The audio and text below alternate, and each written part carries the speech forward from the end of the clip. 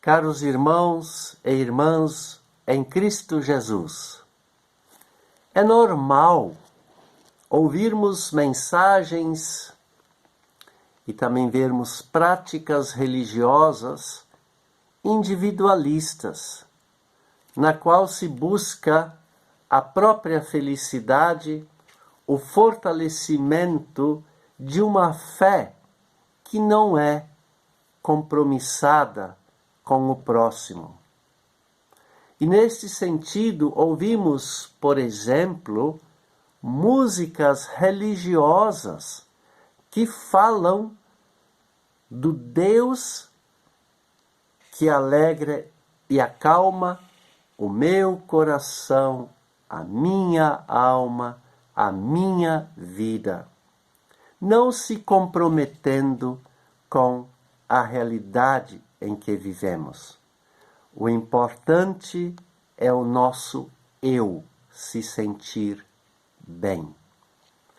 O amor ao próximo tornou-se inclusive um ato de desencargo de consciência, cego diante de uma realidade em que tanta gente sofre e grita por dignidade.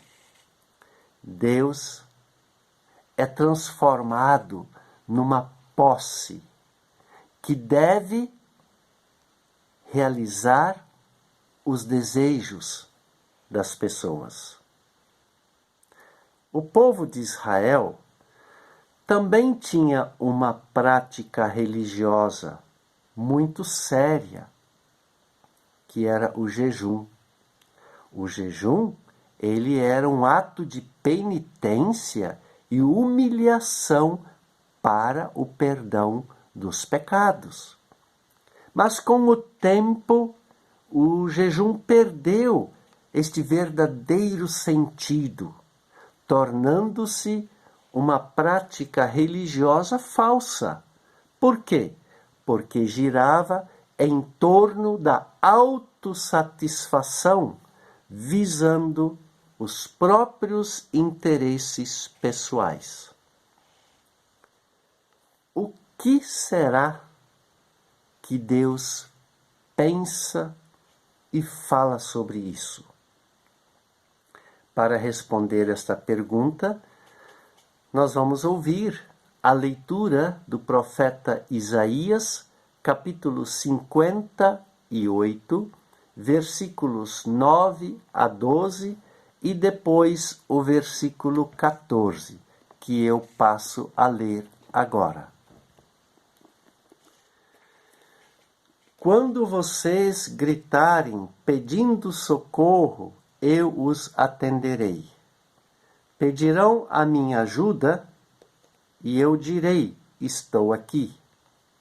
Se acabarem com todo tipo de exploração, com todas as ameaças e xingamentos, se derem de comer aos famintos e socorrerem os necessitados, a luz da minha salvação brilhará, e a escuridão em que vocês vivem ficará igual à luz do meio-dia.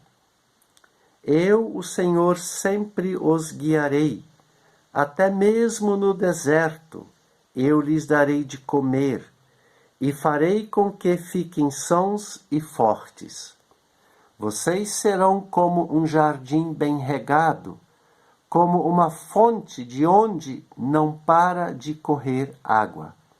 Em cima dos alicerces antigos, vocês reconstruirão cidades que tinham sido arrasadas. Vocês serão conhecidos como povo que levantou muralhas de novo, que construiu novamente casas que tinham caído. Se me obedecerem, eu serei uma fonte de alegria para vocês e farei com que vençam todas as dificuldades, e vocês serão felizes na terra que eu dei ao seu antepassado Jacó. Eu, o Senhor, falei. Até aqui a leitura do nosso texto.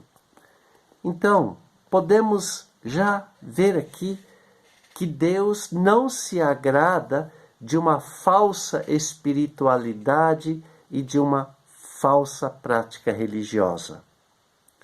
Para Ele, a verdadeira espiritualidade e a verdadeira prática religiosa, a verdadeira expressão de fé, conforme o nosso texto, é praticar a justiça.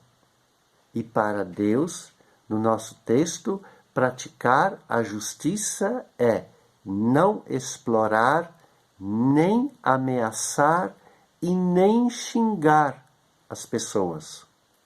Dar comida a quem tem fome e socorrer os necessitados. São palavras que caem bem para a nossa realidade marcada por tantas crianças pedindo comida, pessoas vivendo no submundo da miséria, famílias vivendo com fome, sem emprego, vivendo em situações onde ainda não há água encanada, esgoto e nem luz elétrica.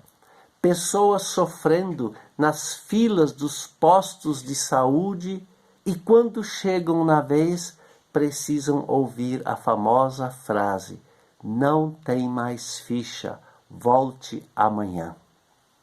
Pessoas que são feridas em sua integridade por meio de palavras, por meio de gestos e atitudes e por meio da indiferença. Pedindo a prática da justiça, Deus quer que nós sejamos agentes de transformação. E para isso, Ele nos dá a sua luz da salvação, que brilhará sobre nós. Mas para que esta luz da salvação brilhará sobre nós?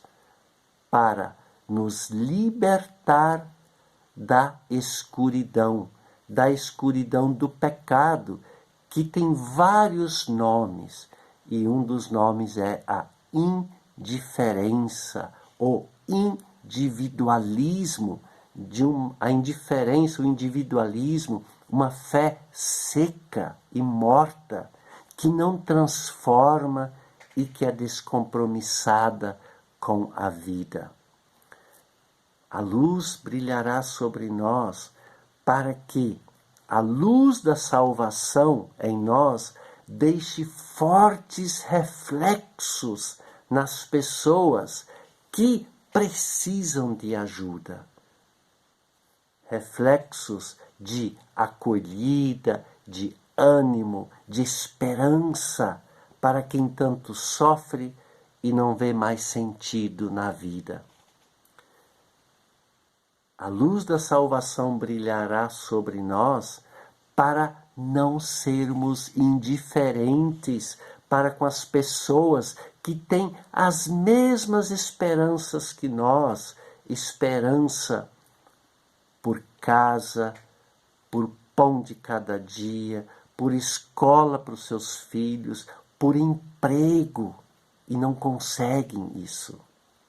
Então, vivemos na luz, e vivendo então nessa luz, estaremos livres para a verdadeira prática do amor incondicional ao próximo, sem esperar nada em troca. Talvez você esteja se perguntando, mas o que nós vamos fazer com tantas injustiças? Uma boa pergunta, porque a gente talvez não consiga resolver todos os problemas. Mas é importante não esquecer, se nós nos sentimos impulsionados pelo amor de Deus, nós pelo menos não vamos ficar indiferentes diante, por exemplo, dos estragos que estão sendo feitos lá nas terras indígenas, poluindo terra e água. Nós não vamos concordar, por exemplo, quando a palavra de Deus é usada para fomentar uma fé descompromissada com a vida do irmão, para fomentar ódio contra outras denominações religiosas. Nós vamos nos tornar uma fonte de alegria, um jardim bem regado e uma fonte de água viva, prontos para deixar florir flores do compromisso com a verdade, com o amor, com a justiça, com a vida digna, com o carinho, com o abraço amigo, com o acolhimento. Nós vamos apoiar as iniciativas de grupos que estão comprometidos com uma vida mais digna e justa das pessoas. Nós vamos tentar descobrir onde moramos, o que está sendo feito para dar uma vida mais digna e justa para aqueles irmãos e irmãs que não conseguem, com suas próprias forças, terem esta vida. E agindo assim, Deus nos promete guiar, nos fortalecer e ser a fonte da nossa alegria. Ou seja, a nossa vida ela vai ter sentido porque nós estamos sendo útil para o reino de Deus.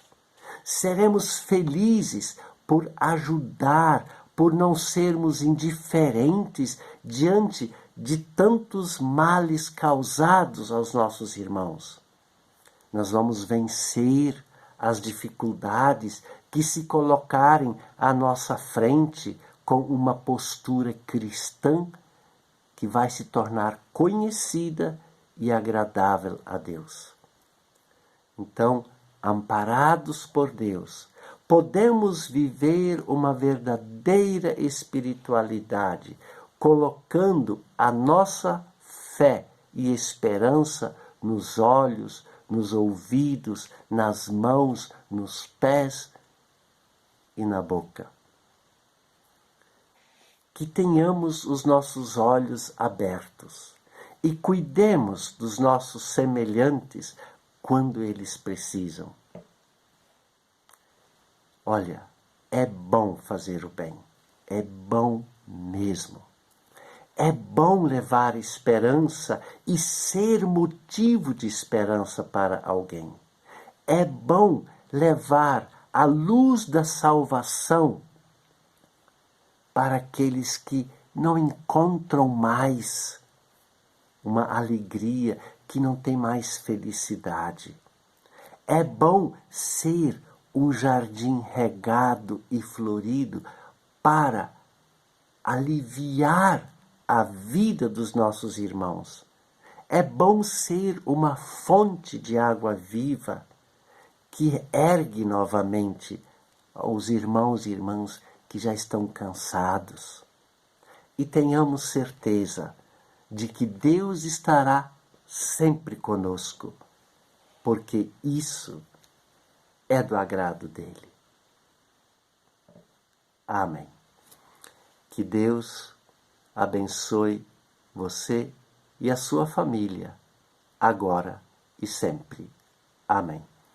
Se você ouviu esta mensagem, deixe o seu comentário, compartilhe com outros e vai lá no meu canal do YouTube, Pastor Willi Topfer, e se inscreva.